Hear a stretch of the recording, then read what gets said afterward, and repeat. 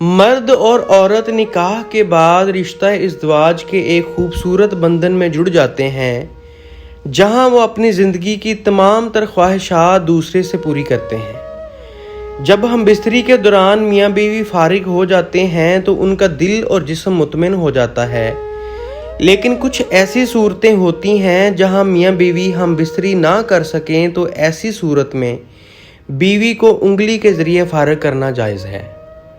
Number 1، حیض کی حالت میں عورت کو ہر مہینے حیض آتا ہے یعنی خون آتا ہے جو 3 سے 7 دن تک جاری رہتا ہے۔ ایسی حالت میں عورت کے ساتھ جنسی ملاپ کرنا جائز نہیں، لیکن اگر کسی عورت کو حیض آیا ہو تو مرد انگلی کا استعمال کر کے عورت کی شرمگاہ کو مسلتے ہوئے عورت کو فارغ کر کے مطمئن کر سکتا ہے اور یہ جائز بھی ہے۔ نمبر 2، نفاس کی حالت میں عورت کو جب بچہ پیدا ہوتا ہے تو کئی دنوں تک عورت کی شرمگاہ سے خون آتا ہے جسے حالت نفاس بھی کہتے ہیں۔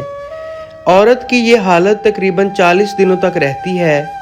ایسی حالت میں میاں بیوی کا ہم بستری کرنا حرام ہے۔ اس حالت میں مرد عورت کی شرمگاہ میں انگلی ڈال کر اس کو مطمئن کر سکتا ہے۔ نمبر 3، حمل کی حالت میں عورت جب حاملہ ہو جاتی ہے تو بعض صورتوں میں ڈاکٹرز عورت کے ساتھ ہم بستری کرنے سے منع کرتے ہیں، کیونکہ ایک تو اس سے عورت کے حمل کے گرنے کا خطرہ ہوتا ہے اور دوسرا عورت کی صحت بھی خراب ہو سکتی ہے۔ ایسی حالت میں مرد انگلی کا استعمال کر کے عورت کی جنسی خواہش کو پورا کر سکتا ہے۔ دوستو، اگر میری یہ ویڈیو آپ کو اچھی لگی ہو تو پلیز اس کو زیادہ سے زیادہ لائک کریں، اور میری اس طرح کی مزید ویڈیوز کے لیے میرے چینل بولڈ سٹوریز ہب کو لازمی سبسکرائب کر لیں۔